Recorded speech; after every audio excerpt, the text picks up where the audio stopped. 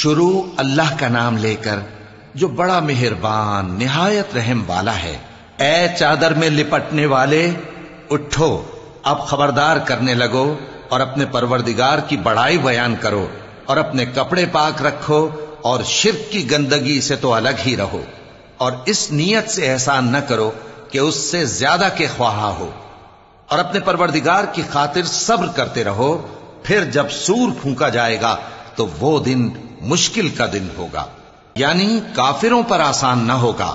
مجھے اس شخص سے سمجھ لینے دو جس کو میں نے اکیلا پیدا کیا، اور میں نے اس کو بہت سا مال دیا اور ہر وقت حاضر رہنے والے بیٹے دیے، اور اس کو ہر طرح کے سامان میں وسعت دی، پھر بھی لالچ رکھتا ہے کہ میں اسے اور زیادہ دوں۔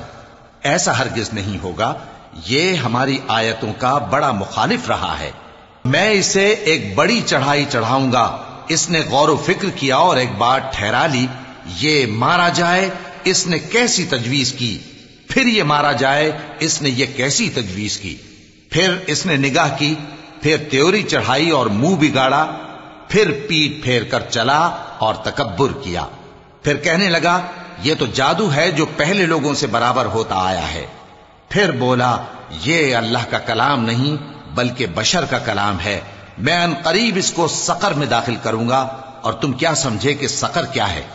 وہ ایسی آگ ہے کہ نہ باقی رکھے گی اور نہ چھوڑے گی، اور بدن کو جھلس کر سیاہ کر دے گی۔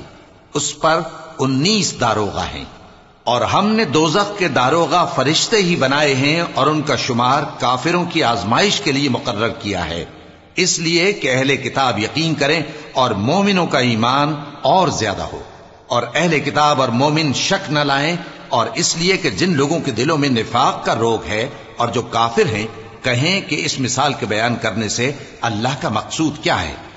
اسی طرح اللہ جس کو چاہتا ہے گمراہ رہنے دیتا ہے اور جس کو چاہتا ہے ہدایت دیتا ہے، اور تمہارے پروردگار کے لشکروں کو اس کے سوا کوئی نہیں جانتا، اور یہ قرآن تو بنی آدم کے لیے نصیحت ہے۔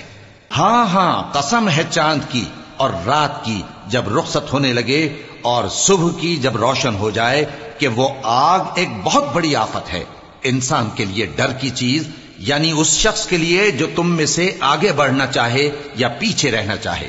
ہر شخص اپنے کرتوتوں کے باعث گرفتار ہوگا، مگر داہنی طرف والے نیک لوگ جنتوں میں ہوں گے، اور پوچھتے ہوں گے یعنی آگ میں جلنے والے گناہگاروں سے کہ تم دوزخ میں کیوں پڑے؟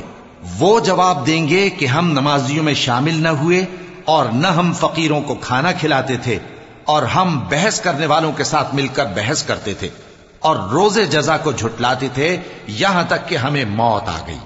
تو سفارش کرنے والوں کی سفارش ان کے حق میں کچھ فائدہ نہ دے گی۔ ان کو کیا ہوا ہے کہ نصیحت سے روگرداں ہو رہے ہیں، گویا گدھے ہیں کہ بدک جاتے ہیں جو شیر سے ڈر کر بھاگ جاتے ہیں۔ اصل یہ ہے کہ ان میں سے ہر شخص یہ چاہتا ہے کہ اس کے پاس کھلی ہوئی کتاب آئے، ایسا ہرگز نہیں ہوگا۔ حقیقت یہ ہے کہ ان کو آخرت کا خوف ہی نہیں۔ کچھ شک نہیں کہ یہ قرآن نصیحت ہے، تو جو چاہے اسے یاد رکھے، اور یاد بھی تبھی رکھیں گے جب اللہ چاہے۔ وہی اس لائق ہے کہ اس سے ڈرا جائے، اور وہی معاف کرنے والا ہے۔